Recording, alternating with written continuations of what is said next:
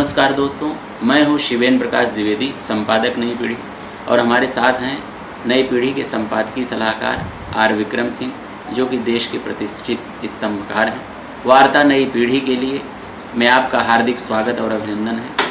आज इस दूसरे कार्यक्रम में हम नए तरीके के नए मुद्दों के साथ आपके समक्ष हाजिर हैं। आज के जो नए मुद्दे हैं वो हैं समान नागरिक संहिता के विषय में। इसके अलावा दूसरा जो महत्वपूर्ण विषय हमारे सामने है वो है प्रधानमंत्री मोदी की अमेरिका यात्रा के संदर्भ में भी बहुत सारी बातें होंगी, कुछ महत्वपूर्ण बिंदुओं पर चर्चा होगी। आइए जुड़ते हैं। नमस्कार सर। नमस्कार शिवेंद्र। प्रधानमंत्री मोदी की अमेरिका यात्रा को लेकर के तमाम राजनीतिक विश्लेषक अपने अपने तरीके से अपना मत निकाल रहे हैं, अपने मत व्यक्त कर रहे हैं।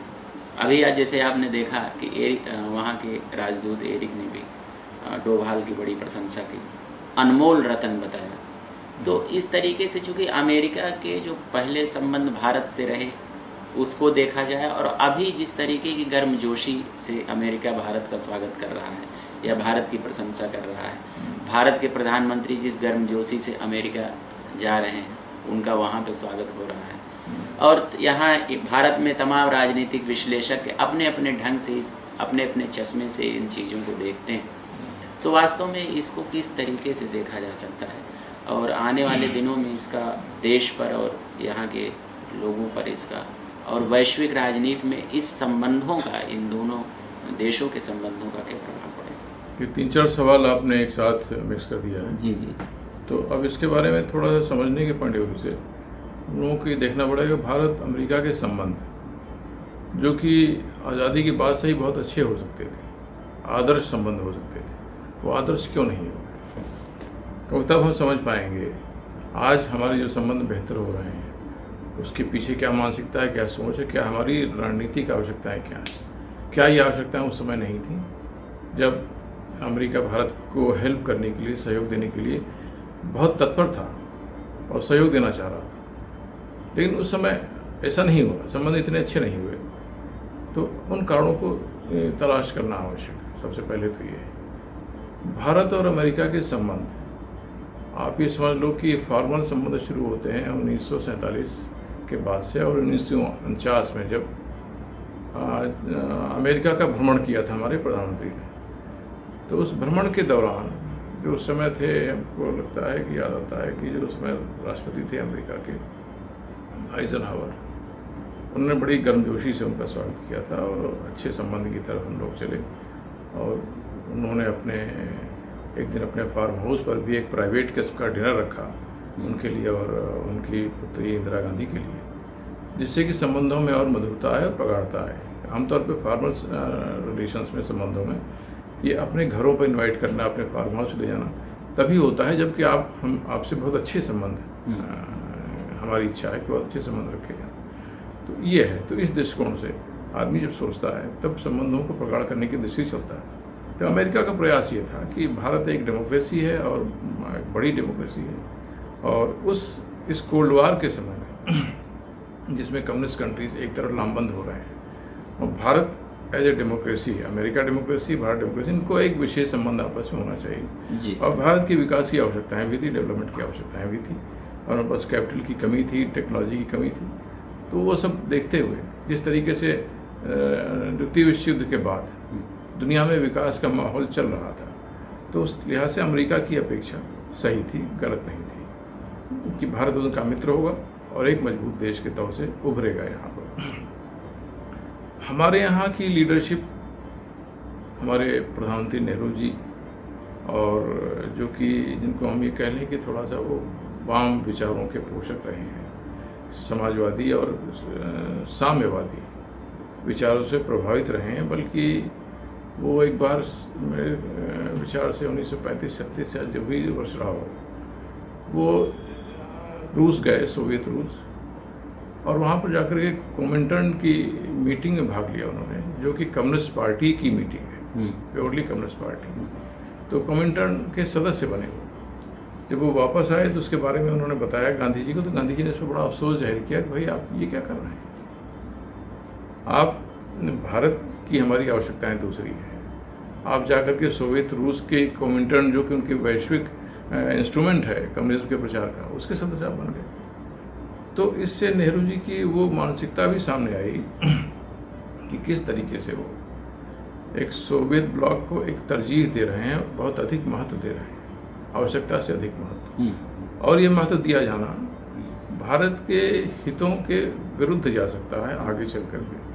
बहरहाल बात आई गई होगी, लेकिन इससे एक वैचारिक लीनिंग आपका जो है वो प्रकट होता है कि आपके विचार किस प्रकार से एक दिशा में झुके हुए हैं। तो अब इसके बाद जब आज़ादी के बाद का जब माहौल बनना शुरू हुआ, तो वो विचार नेहरू जी के वही थे, साम्यवादी विचार, जिसको कि सोशलिस्ट समाजवादी आवरण से ढक दिया गया। अब आपको याद होगा, अगर ऐतिहासिक किताबों में आपने देखा होगा कि नेहरू जी ने उस समय इस बात की प्रशंसा की थी, ये जो सहकारी खेती वाली बात, जो रूस में कम्यून सिस्टम, कि उन्होंने गांव में सारे खेतों को, सारे किसानों को बेदखल करके सारे खेत एक कर दिए, मेढ़े तोड़ दी, नए तरीके से बनाया, और वो एक कम्यून सिस्टम जो है लागू किया। उसमें जो परंपरागत कृषि की व्यवस्था थी उसको उन लोगों ने ध्वस्त कर दिया, रूसियों ने, जो कहा जाए कम्युनिस्ट व्यवस्था की तरह। उसमें बहुत बड़े पैमाने पर किसानों की हत्याएँ भी हुई, मारे भी गए। आपको भाई एक ज़मीन से एक लगाव होता है, प्रेम होता है किसान का, वो आसानी से नहीं टूटता। तो अब भारत में भी उन्होंने किसी समय इसकी वकालत कर दी नेहरू जी ने। तो ये मैं इसलिए कह रहा हूँ कि इससे ये पता लगता है कि वो ज़मीन से, भारत की परिस्थितियों से कितने कटे हुए थे और किस तरीके से वो सोचते थे। बल्कि चौधरी चरण सिंह जी ने इस बात का खुलेआम विरोध किया कि ये सिस्टम भारत में लागू नहीं होता, जो कि रूसी सिस्टम है या इस प्रकार के सिस्टम की सहकारी खेती। तो इन विचारों के साथ हमारे प्रधानमंत्री और उनके निकट के बहुत से इस प्रकार के वैचारिक सहयोगी थे, जो कि मंत्रालय में थे, मंत्री थे, और भी पार्टी में थे, दल में थे। तो उनके कारण अमेरिका के साथ निकट संबंध, वो इस प्रकार से उनको लगा कि जैसे कि हम अमेरिका के खेमे में जाकर के बैठ जा रहे हैं, और इस तरीके से हम अमेरिका के पिछलग्गू के तौर से हम कहीं समझे जाएंगे, देश और दुनिया में समझे गए। तो अब सवाल ये है कि हमारी आवश्यकताएं क्या थी। अब देखिए, रूस ने हमको औद्योगिकरण में बहुत सहयोग दिया। भिलाई, राउरकेला की फैक्ट्रियां और अंकलेश्वर में और बहुत सी जगहों पर, और जो हिंदुस्तान कौन सी जो है हैवी मशीनरी वगैरह, इन सब की फैक्ट्रियां स्थापित करने में बहुत बड़े पैमाने पर रूस ने सहयोग दिया हम लोगों को। तो उसके पीछे रूस की मंशा ये भी थी कि भारत औद्योगिक रूप से समृद्ध हो और हमसे अच्छा सहयोगी रहे। और जब आप फैक्ट्री इस्टेब्लिश करेंगे तो फैक्ट्रियों में फिर यूनियंस का विकास होता है। तो कम्युनिस्ट पार्टी इस तरीके से जड़ पकड़ती है। राउरकेला, भुलाओ, बोकारो और सिंदरी और गोरखपुर की फर्टिलाइजर फैक्ट्री वगैरह, इन सब को देखा जाए तो सब यूनियन के गढ़ बनते गए आगे चल करके। वो एक अलग इशू है। लेकिन रूस का हित था कि भारत औद्योगिकृत देश हो और कम्युनिस्ट का प्रचार प्रसार वहाँ पर पूरी तरीके से हो। अमेरिका ने भारत के कृषि क्षेत्र को पकड़ा। ये एक विरोधाभास है। अमेरिका ने देखा कि भारत जो है हमसे अच्छा खासा गेहूँ हमसे ले जाता है और खाद्यान्न के पे हम पर निर्भर है। तो उसकी सोच ये थी कि भारत आत्मनिर्भर हो और नई कृषि के दृष्टिकोण से उसमें, क्योंकि ज़मीन उपजाऊ है और बहुत संभावनाएं हैं कृषि के संबंध में भारत में। तो उन्होंने एक प्रकार से जो कहा जाए कि कृषि तकनीकी सहायता दी, विश्वविद्यालयों की स्थापना में, एग्रीकल्चर विश्वविद्यालय की स्थापना में सहायक, वैज्ञानिकों के शिक्षण प्रशिक्षण में काफ़ी सहयोग दिया।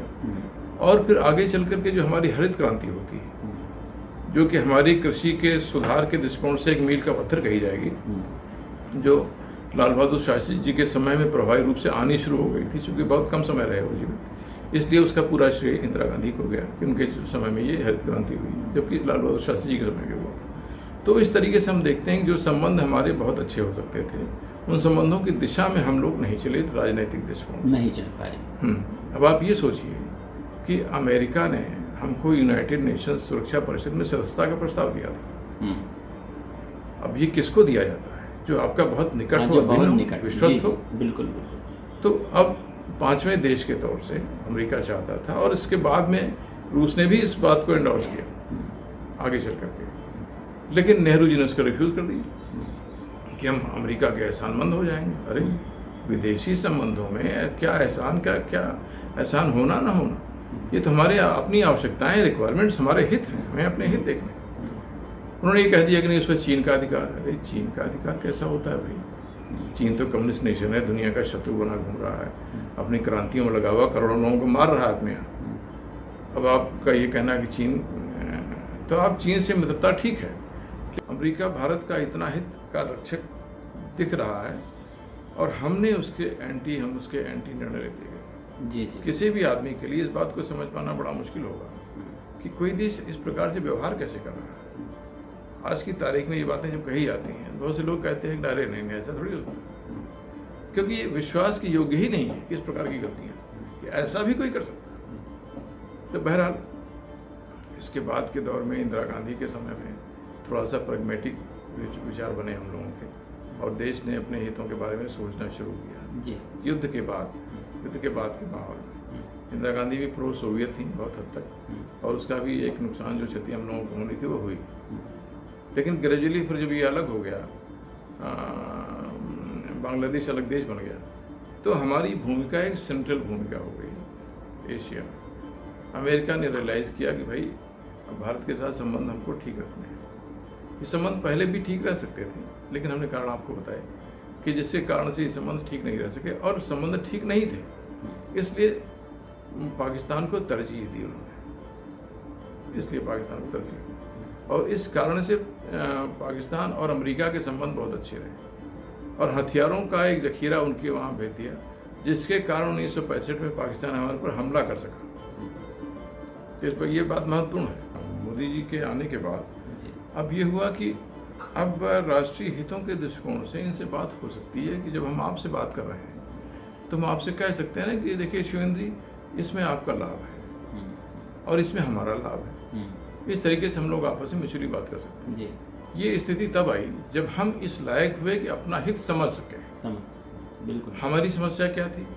हमारी समस्या पाकिस्तान से थी, क्रॉस बॉर्डर टेररिज्म हमसे हमारे साथ समस्या थी। हमेशा उन्होंने आतंकवाद भारत में फैला रखा था, जो हमारी माइनॉरिटीज़ को कंफ्यूज करने का पूरा इंतजाम कर रखा था। कभी कश्मीर में, कभी पंजाब में डिस्टर्बेंस लगातार बनाए हुए था हर तरीके से। और दूसरा ये कि चीन की तरफ से हमारे ऊपर दबाव था, दबका था कि किसी भी स्थितियों में, किसी भी तरीके से जो है हम लोग इस स्थिति में, इस हालत में नहीं थे कि हम लोग चीन के सामने एक मजबूती से स्टैंड ले सकें। हमारे पास इंफ्रास्ट्रक्चर की कमी थी, सड़कों की कमी थी, सड़कों का जाल नहीं था वहाँ। तो इन सब चीज़ों की स्थितियों को देखते हुए जब असेसमेंट किया गया तो देखा गया कि बहुत बड़ी बड़ी कमियां हैं हमारी सुरक्षा व्यवस्था में, रक्षा व्यवस्था। और हमारे साथ कौन?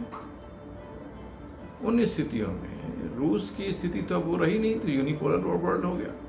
अब अमेरिका ही बॉस है, और चीन के साथ हमारे संबंध ट्रेड रिलेशनशिप है, व्यापारिक संबंध है। और पिछली सरकार में, जैसा कि हम आपको पता भी होगा, मनमोहन सिंह जी के ज़माने में, जो कि सरकार बेसिकली पिछली सीट से ये मैडम चला रही थी, मैडम सोनिया जी चला रही थी, तो ये लोग गए चीन के साथ, इन्होंने एक, बाकी तो ट्रेड से सरकार के स्तर पर व्यापारिक समझौता अपनी जगह है, पार्टी के स्तर पर भी एक समझौता कर लिया है। राहुल गांधी और ये लोग बैठे सिग्नेचर कर रहे हैं, उधर से उनका पार्टी का मुखिया हस्ताक्षर कर रहा है। ये फोटो आई, बहुत प्रचारित हुई। तो चाइना के साथ इस हद तक आपने संबंध अपने जो है जोड़ लिए थे, जो कि आमतौर पर सामान्य रूप से देशों के बीच में नहीं होता। नहीं जी। पार्टी स्तर पर संबंध, कम्युनिस्ट पार्टी और कांग्रेस पार्टी में कौन सा संबंध होना चाहिए था भाई? वो उनके यहाँ कम्युनिस्ट पार्टी, सरकार, सेना सब एक ही है, गठबंधन है। हमारे यहाँ पार्टी की अलग हैसियत है, सरकार की अलग हैसियत है। तो इस तरीके से आपने कंप्रोमाइज़ कर दिया अपनी स्थितियों को, देश की स्थिति को, कि आप उनके साथ पार्टी के स्तर पर जाकर के जुड़ गए। अच्छा, जब आपके संबंध इस तरीके से आपने बना लिए, तो अब वो आगे जब आपके ऊपर सीमाओं पर चढ़ेगा या दबाव बिल्टअप करेगा, तो अब आपको सिवाय उसके सामने दांत निपोड़ने के दूसरा कोई उपाय है भी नहीं, क्योंकि वो जान रहा है कि इन्होंने सेनाओं को बिल्टअप नहीं किया है, अपनी रक्षा को उतना बिल्टअप नहीं किया।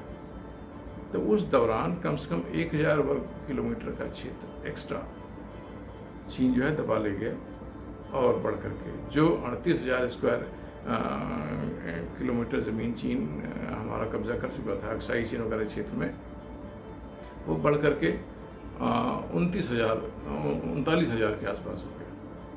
तो इस प्रकार की स्थितियां बन गई कि अब आप शिकायत करने लायक भी नहीं, क्योंकि संबंध आपने इतने प्रगाढ़ कर लिए हैं, कहाँ शिकायत करेंगे, किससे करेंगे?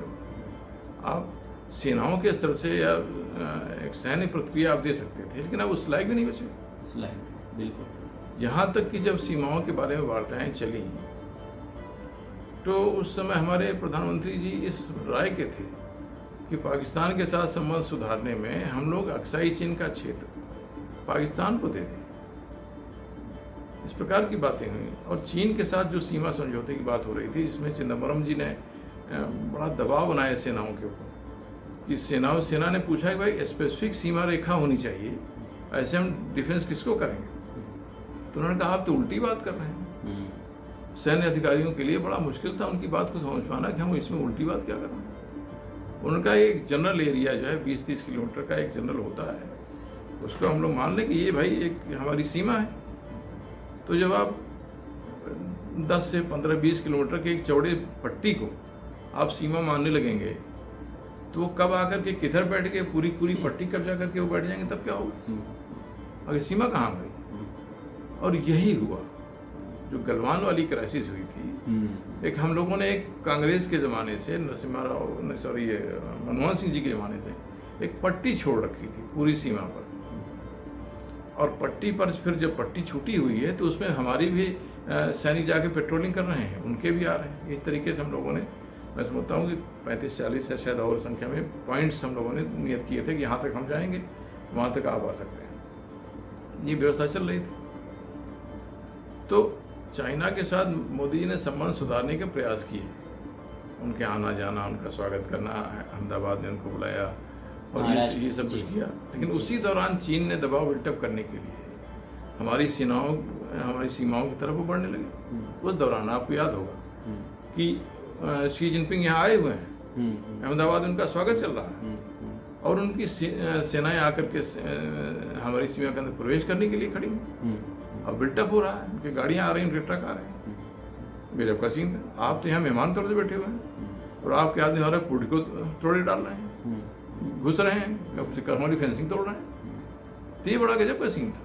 मतलब ऐसे परिदृश्य दुनिया में देखे नहीं जाते कभी। तो खैर मोदी जी ने उनसे जो कुछ कहा सुना हो तो वो सैनिक और सेनाएं ट्रक वगैरह उनके वापस गए। तो इस हद तक जो है बददिमाग किस्म का ये पाकिस्तान चीन की डिप्लोमेसी रही है, उनकी डिप्लोमेटिक स्ट्रक्चर जो रहा है वो इस तरीके से रहा है कि ये दबाव बिल्टअप करने का ये भी एक तरीका है। हम आपके यहाँ बैठ करके दाव उड़ा रहे हैं और हमारे गुरगेल सब लगे हुए हैं, साहब ठीक है घुस जाओ, साला देखा जाएगा। इस प्रकार की माफिया इंटरनेशनल माफिया के लेवल से कोई देश ही अगर माफिया हो जाए तो इस तरीके की सोचेगा। तो ये तो एक माफिया से हमारा साबका था अब तक। तो हमारी ज़मीन को कब्जा करता गया, ये लोग दूसरी ओर देखते रहे, मनमोहन सिंह साहब वगैरह, ठीक है भाई चलिए, नहीं सीमा यही थी हमारी, अपने को ही समझा रहे हैं कि ये सीमा हमारी वो नहीं थी, ये थी। तो इस तरीके से तो मोदी जी ने इस चीज़ को रिवर्स करने का प्रयास किया। तो उसने देखा चीन ने कि भाई ये स्थिति बिगड़ रही है और ये अगर इन लोगों ने इस प्रकार से प्रयास जो कर रहे हैं अगर ये सफल हो गया तो हमारे लिए आगे के लिए मुश्किल हो जाएगी। तो उसने चढ़ करके उस क्राइसिस के दौरान जब भारत और पाकिस्तान के बीच में बहुत अच्छे संबंध नहीं थे, गड़बड़ी चल रहा था सीमाओं पर फायरिंग वगैरह सब चीज़ें, तो उसने बढ़ करके जो है वो पूरी पट्टी का पोर्शन अपने कब्जे में ले लिया। इसमें गलवान भी था। फिर गलवान में जो रिएक्शन दिया भारतीय सेना ने वो सब सारी दुनिया ने देखा, सारे देश ने देखा और वहाँ से स्थिति बदल गई। वहाँ से देश को लग गया कि हम तो इनको डिफीट दे सकते हैं, लोग खदेड़ सकते हैं। वहाँ से गलवान एक मील का पत्थर, आप याद कीजिएगा इतिहास में हमेशा के लिए, गलवान एक मील का पत्थर है जहाँ पर चीन को डिफीट खानी पड़ी। और उसके बाद फिर उसके कुछ महीने के बाद जब भी हमारी जो सीमाओं पर ये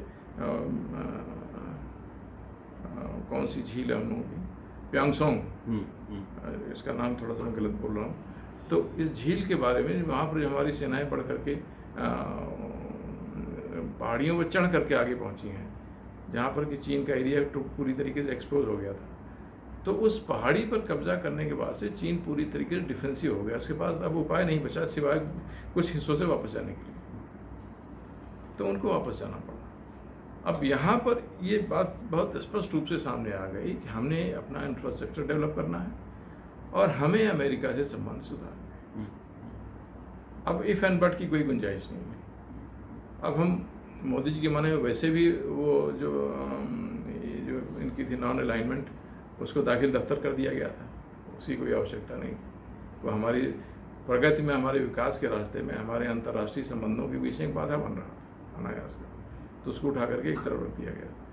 तो अब जो है संबंध हमारे सभी देशों से हो सकते थे अमेरिका के साथ, और करीबी संबंध बनने की सिचुएशन बन गई। जी जी। तो अभी आपने कहा कि जो बड़ी अच्छी अच्छी बातें की जा रही हैं, वो भी हमारी तारीफ कर रहे हैं, हम भी उनकी तारीफ कर रहे हैं। रणजीत डोवाल साहब को मैन ऑफ द न जाने क्या भारत का ज्वेल और गहना बता रहे हैं, या कुछ इस तरह की बता रहे हैं। तो ये सब चीज़ें ये है कि हम गुडविल चाहते हैं और अच्छे संबंध चाहते हैं, और अच्छे संबंधों की हमारी बहुत ज़बरदस्त तरीके से इच्छा है, क्योंकि हमारे हित कन्वर्ज कर रहे हैं। जी जी। जब आपने चीन को बना दिया दुनिया का मैन्युफैक्चरिंग हब, तो चीन की अर्थव्यवस्था बढ़ती चली गई। वो चीन जो शुरुआती दौर में भारत के बराबर की अर्थव्यवस्था थी, आपको ताजुब होगा, सन 62 के युद्ध के समय भारत की अर्थव्यवस्था 222 बिलियन डॉलर की थी, और चीन की अर्थव्यवस्था 248 बिलियन डॉलर की थी, आसपास ही थे। 1978 में हमारी और चीन की अर्थव्यवस्था बराबर थी, और इससे पहले के वर्षों में कितनी बार ऐसा हुआ कि हमारी अर्थव्यवस्था चीन की अर्थव्यवस्था से बड़ी थी तुलनात्मक दृष्टि से। तो अब आप सोचिए कि हम लोग उस समय, हम लोगों को लगता था कि अरे चीन कितना बड़ा देश, हम कैसे मुकाबला कर पाएंगे, इतनी सेना, इतना सब कुछ। अरे मूर्खों, उसकी आर्थिक स्थिति भारत से बेहतर नहीं, भारत के बराबर है वो, हम दोनों बराबर के हैं। हम अपने पड़ोसी को समझने का, अरे इतना बड़ा आदमी, इतना बड़ा सशक्त आदमी, उसके पास ये है वो है, जबकि उसकी हैसियत हमारे बराबर ही। जब कागज पत्र देख रहे हैं तो पता लग रहा, हम लोग इस भुलावे में थे कि तो बहुत बड़ा आदमी है भाई, अरे बाप रे, जबकि हमारे बराबर का ही है, उसकी हैसियत हमारे बराबर। ये मानसिकता हमारे लोगों में नहीं थी, न हम लोग इस बात को समझ पाए कि तो हमारे बराबर का ही देश है। हम उसके आतंक में जिंदा थे, जैसे हाथी जो है एक ऊंट से घबरा कर भागने लगे। अरे भाई, तुम तो बलशाली भी हो एक तरीके से देखा जाए तो। सही बात। हाँ, तो इस तरीके से, क्योंकि हमको भुलावे में डाले हुए, कि हमको कायर बना करके रखा गया इन अहिंसावादियों, इन नेताओं के जरिए से। अरे नहीं भाई, कहाँ आप चक्कर पड़ रहे हैं, हम तो शांति वाले हैं। अरे शांति वाले हैं, हम दुनिया में शांति का प्रचार करने के लिए आए हुए। हमारे यहाँ गांधी जी हुए, हमारे यहाँ महात्मा बुद्ध हुए, इस प्रकार की बातें करें। हम तो विश्वगुरु बनने वाले हैं। विश्वगुरु कमंडल लेकर के कहाँ चले जाओगे भाई, किस दिशा में, कहाँ कमंडल तुम्हारा है, किधर चले जाओ, कौन तुम्हारा चेला बनने के लिए कौन घूम रहा है दुनिया में, ये तो बताओ। विश्वगुरु अरे सब गुरु ही बन रहे हैं, खाने को ठिकाना नहीं उस जमाने में, अब गुरु और ज्ञान दुनिया को बांटते घूम रहे। तुम्हारे जब तक आप सशक्त नहीं होंगे जी जी, तब तक आपकी स्वीकारता नहीं होगी जी। तो अब मोदी जी का अभियान ये है जी। अब हमें क्या चाहिए, हमें खतरा चीन से है, जी। हमें खतरा अमेरिका से, हमें हथियार चाहिए, शस्त्र चाहिए, ड्रोन चाहिए, और हमें वो सिस्टम चाहिए, सैटेलाइट सिस्टम चाहिए जी, हमें मिसाइलें चाहिए, अमेरिका की तोपें चाहिए, और हमें बहुत से इक्विपमेंट चाहिए जिससे कि हम अपनी सेनाओं को सशक्त कर सकें, मजबूत कर सकें जी। हमें इस प्रकार के सहयोग चाहिए, समझौते चाहिए अमेरिका से जी, जिससे कि आवश्यकता पड़ने पे हम बहुत क्लोज संबंधों में आ सकें। भाई ये इस सिचुएशन आपकी बिगड़ रही है, यहाँ पे देखिए उनकी सेनाएं मोर्चे की तरफ बढ़ रही हैं, वहाँ उन्होंने नया डेवलपमेंट कर लिया है, वहाँ नई सड़कें बना ली हैं, अब आप क्या करेंगे इसके लिए, उसकी काट आप कैसे करेंगे। ये तब होगी जब आपकी इंटेलिजेंस शेयरिंग करेंगे आपस में एक दूसरे से। कुल मिलाकर के एक शक्ति संतुलन हाँ बनाने की दिशा में हाँ एक कारगर होगा हाँ ये ठीक यात्रा है। तो ये है।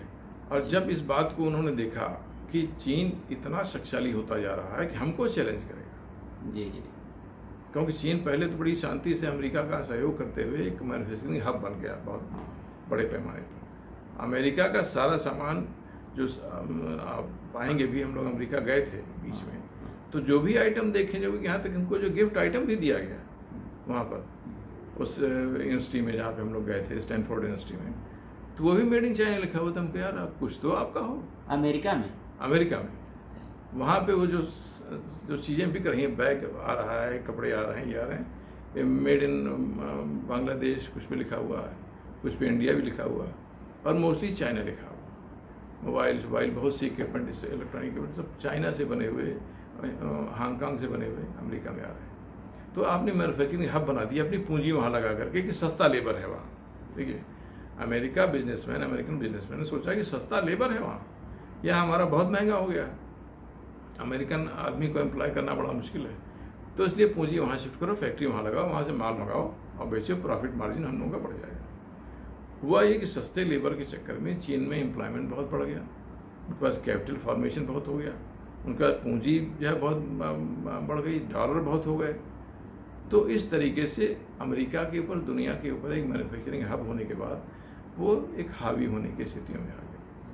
जब आर्थिक दृष्टिकोण से चीन 10 ट्रिलियन की अर्थव्यवस्था से ऊपर जाने लगा, आज की तारीख में चीन की हैसियत मैं समझता हूँ कि 13 या 14 ट्रिलियन डॉलर की है, जो कि अमेरिका जबकि मेरे ख्याल से 22-23 ट्रिलियन डॉलर का है, तो थोड़ा ही गैप रह गया चीन और अमेरिका के बीच में। तब अलार्म हुए कि भाई ये तो अपनी नेवी का विस्तार कर रहा है, अपनी सेनाओं का विस्तार कर रहा है, अपनी टेक्नोलॉजी का विस्तार कर रहा है, इसके बाद ये जहाज़ इसके पास होना नहीं चाहिए था, ये कहाँ से आ गया।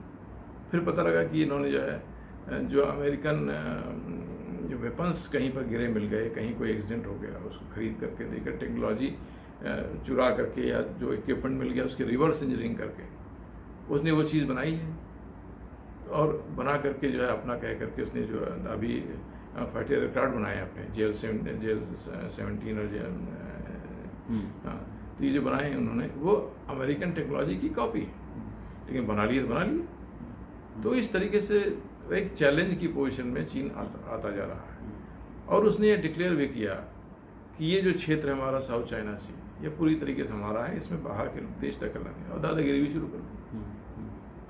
और उस दादागिरी का परिणाम भारत को भी अड़दब में लेने का उसने प्रयास किया, जो कि हमने गलवान में देखा, फिर हम लोगों ने रिवर्स किया, बीच बीच में और भी उसने प्रयास किए, अभी अरुणाचल में प्रयास किया उसने। लेकिन अब यहाँ पर देखिए, अमेरिकन सैटेलाइट्स के सहयोग से हमें पता लग गया कि ये यहाँ पर इस एरिया में चाइना बिल्टअप कर रहा है, इसका मतलब इस क्षेत्र में कहीं पर वो प्रवेश करने की कोशिश करेगा। हमारी सेनाओं तक खबर आ गई, जैसे उन्होंने प्रवेश किया है वैसे घेर लिए गया, वो तड़ाई हुई इन लोगों की, ये बात नहीं स्वीकार की जाती, लेकिन जवान सिपाही उस लायक बता रहा वो मारा है इन लोगों को, चाइनीज़ को, कि इनकी अकल ठिकाने आ गई, घेर घेर करके तार से बात। अच्छा, इनको पता ही नहीं रहा होगा कि इनके पास इतनी अच्छी से हाँ, ये जो है हमारी सूचनाएं पा गए हैं, करीब 150-200 लोग आ गए यहाँ, अच्छी खासी पूरी बटालियन ने घेर लिया हमको। तो अब ये परिणाम हुए अमेरिका और भारत के साथ कोऑपरेशन।